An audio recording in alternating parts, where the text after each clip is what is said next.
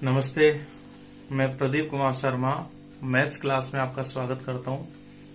आज अपन वैदिक विधि की श्रृंखला को आगे बढ़ाते हुए संख्या का वर्ग करना ये ज्ञात करेंगे। आज वैदिक विधि में वर्ग ज्ञात करने की, वर्ग का मतलब होता है स्क्वायर, यानी उसी संख्या को उसी संख्या से गुणा करने से जो हमें संख्या प्राप्त होती है वो एक वर्ग संख्या कहलाती है। तो हम वैदिक विधि से वर्ग ज्ञात करेंगे और इसकी 4 विधियां हैं। उनमें से आज अपन 2 विधियां लेंगे और बड़े स्पष्ट और सही ढंग से यदि आप इसको पूरा वीडियो देख करके समझें तो बहुत अच्छे ढंग से आपको समझ में आ जाएगी। तो देखिए, इसमें वैदिक गणित में जो आपकी ये प्रश्नावली 1.2 अभ्यास है, संख्या का वर्ग करना, वर्ग यानी स्क्वायर करना। तो वर्ग करने की वैदिक विधि में 4 विधियां हैं। याव दूनम ताव दूनी, इसे थोड़ा सा याद रखने के लिए अपन इसको निखिलम विधि से भी याद रख सकते हैं। और निखिलम विधि में हमेशा विचलन ज्ञात किया जाता है आधार के आधार पर। दूसरी विधि है आनुरूपेण।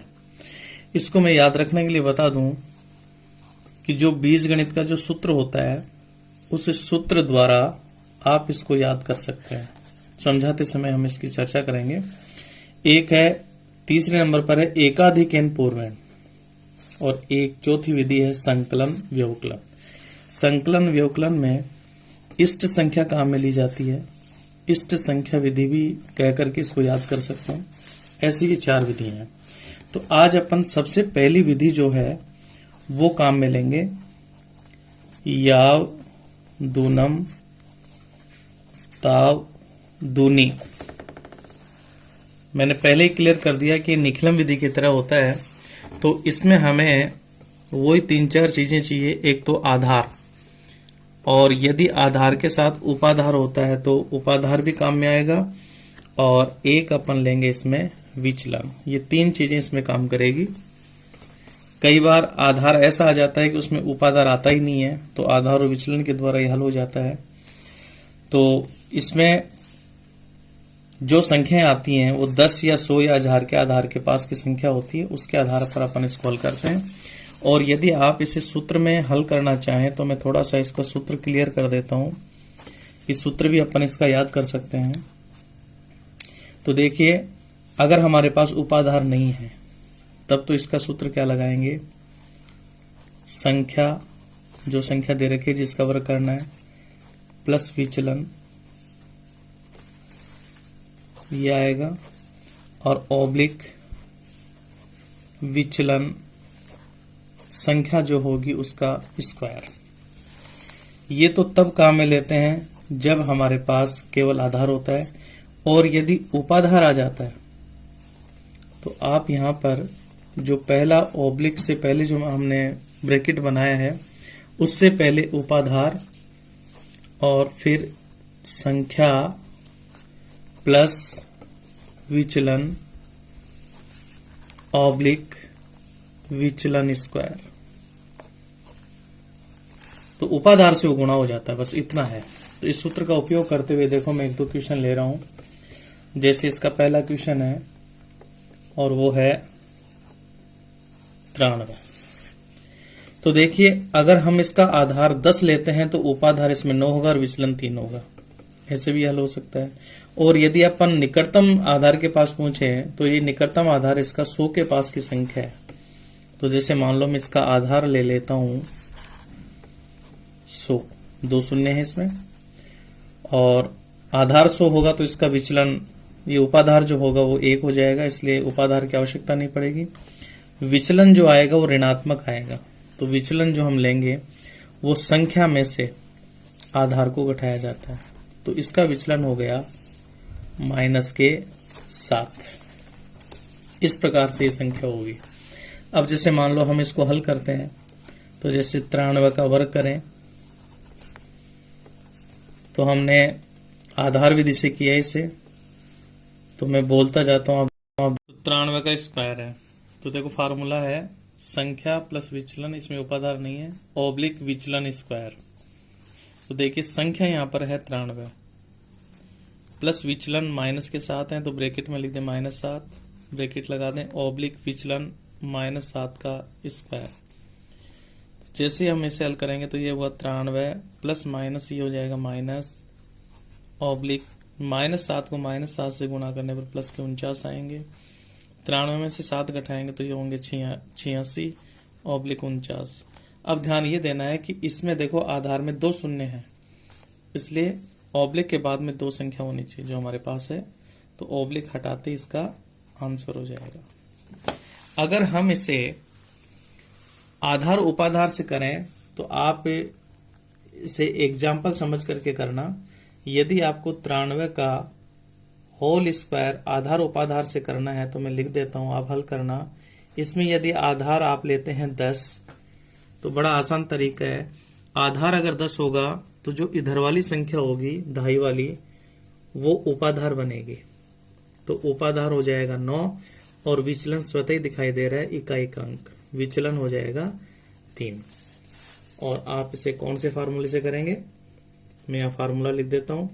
जैसे वर्ग ज्ञात करना है तो आप लिखेंगे उपाधार जो अंक है वो, फिर ब्रैकेट में लिखेंगे संख्या प्लस विचलन ऑब्लिक विचलन स्क्वायर। इसको आप हल करके देखना, सेम ऐसा ही आंसर आएगा। आप इस विधि से भी कर सकते हैं। अब मैं इसका दूसरा क्वेश्चन ले रहा हूं। दूसरा जैसे हमारे पास है 106। 106 आधार जो है वो 100 के पास की संख्या है, उपाधार इसमें ये 1 ही रहेगा, तो केवल इसमें विचलन काम में आएगा। अब की बार संख्या बड़ी है तो संख्या में से आधार को घटाएंगे तो इसका विचलन प्लस में 6 आएगा। अब मैं डायरेक्ट सूत्र बोलता हुआ यह संख्या लिख रहा हूं, उपाधार इसमें है नहीं, लिखें तो 1 लिख सकते हैं। संख्या यानी 106 प्लस विचलन 6 और ऑब्लिक विचलन यानी 6 का स्क्वायर। 106 और 6 हो जाएंगे 112 ऑब्लिक 6 6 36। 100 में 2 शून्य है तो 2 संख्या रहेगी, तो ये 112 36 ये इसका आंसर होगा। तीसरा क्वेश्चन है इसका 211। अब 211 में देखिए आधार जो है वो हम ले रहे हैं यहां पर 100, तो 100 लेंगे तो देखो ये 200 बनेगा। 211 है, इसका मतलब इसमें उपाधार भी बोला जा रहा है और विचलन भी। 200 यानी 2 तो इसका उपाधार होगा, फिर 100 इसका आधार होगा और 11 इसका विचलन होगा। तो यहां पर मैं उपाधार ले लेता हूं, क्योंकि 100 को 2 से गुणा करते 200 हो जाएंगे और शेष बचा 11 यानी ये आ गया विचलन। इस प्रकार से उपाधार वाला प्रश्न होगा। तो मैं यहां पर फिर फार्मूला लिख करके समझा देता हूं। अगर वर्ग करना है तो अपने पास आएगा उपाधार, फिर ब्रैकेट में लिखेंगे संख्या प्लस विचलन और ऑब्लिक विचलन स्क्वायर।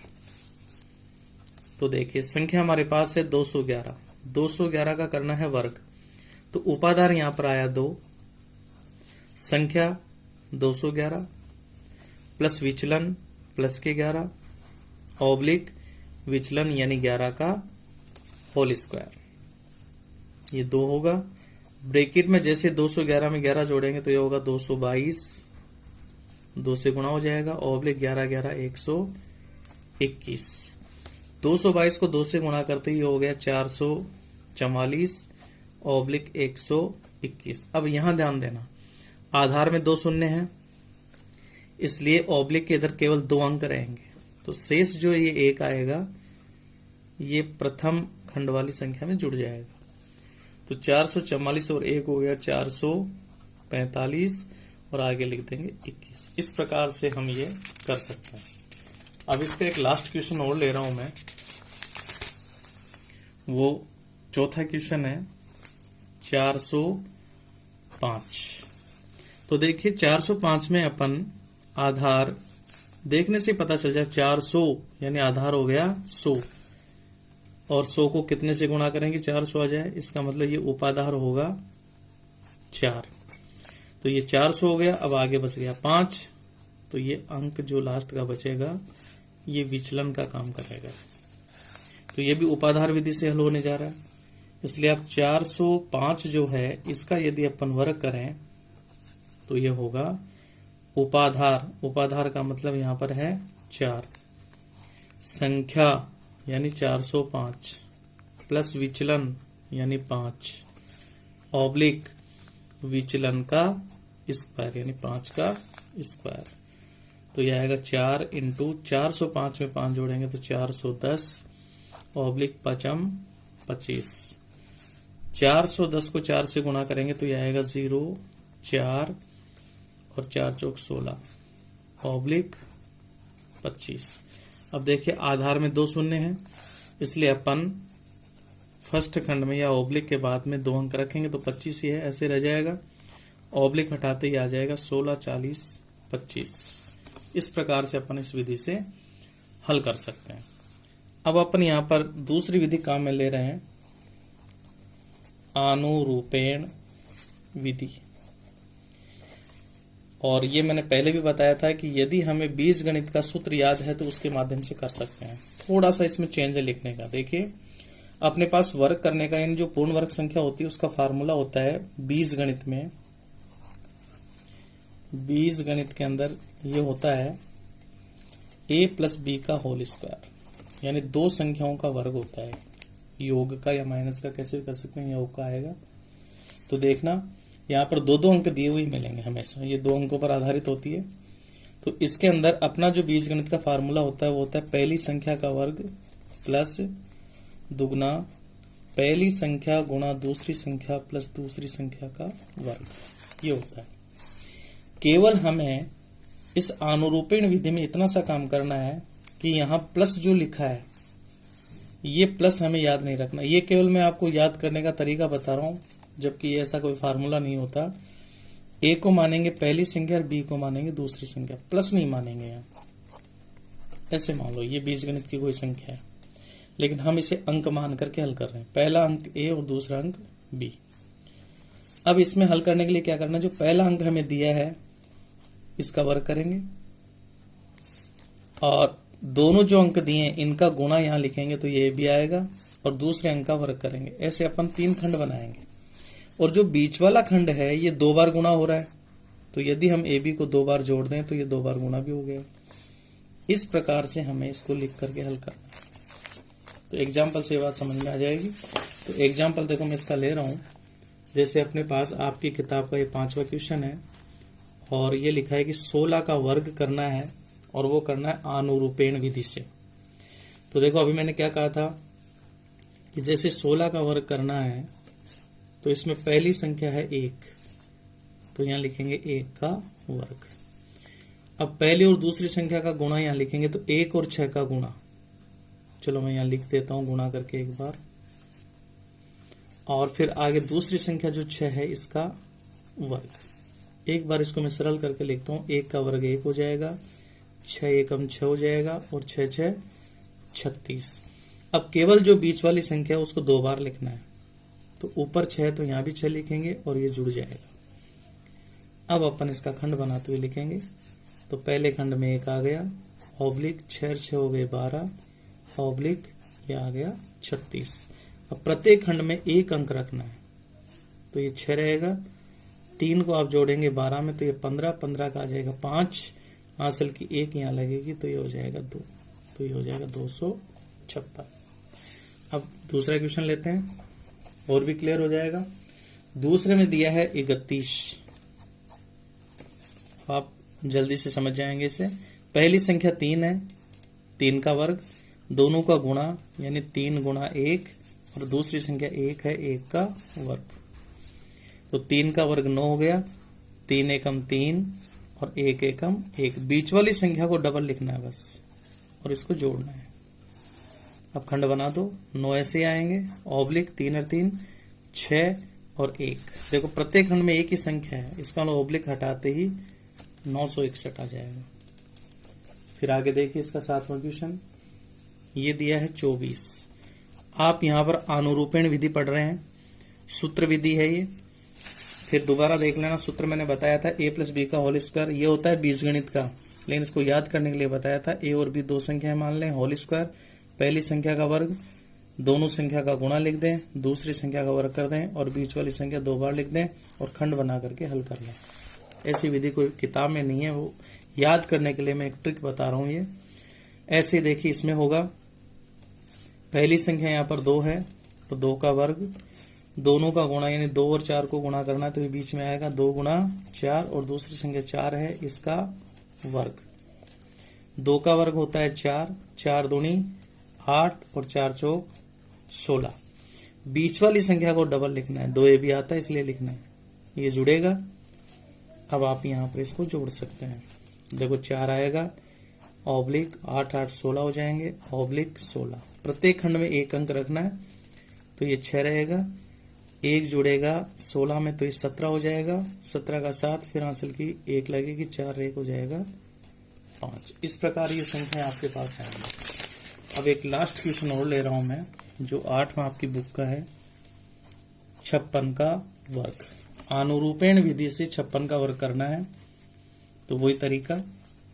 पहली संख्या यहाँ 5 है तो 5 का वर्ग, दोनों का गुणा लिखेंगे तो 5 गुणा 6, और दूसरी संख्या 6 है, इसका वर्ग।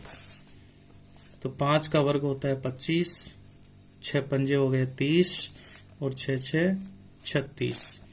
बीच वाली संख्या को हमें डबल बार लिखना है और फिर इसको जोड़ देंगे और खंड बना देंगे। 25 ऐसे कैसे आएगा, ऑब्लिक 30 से 30 60, ऑब्लिक 36। वही प्रत्येक खंड में एक अंक रखना है। 6 3 को जैसे इसमें जोड़ेंगे तो 60 और 3 हो जाएंगे 63, 3 आएगा, आंसल की लगेगी 6, 25 और 6 हो जाएंगे 31। इस प्रकार मैंने ये आपको 2 विधियां बताई हैं। एक विधि इसकी बताई है यावदूनम तावदूनिम, और दूसरी अनुरूपेण जो सूत्र के द्वारा बताई है। पूरा वीडियो देख करके समझना, आपको ये पूरा समझ में आ जाएगा।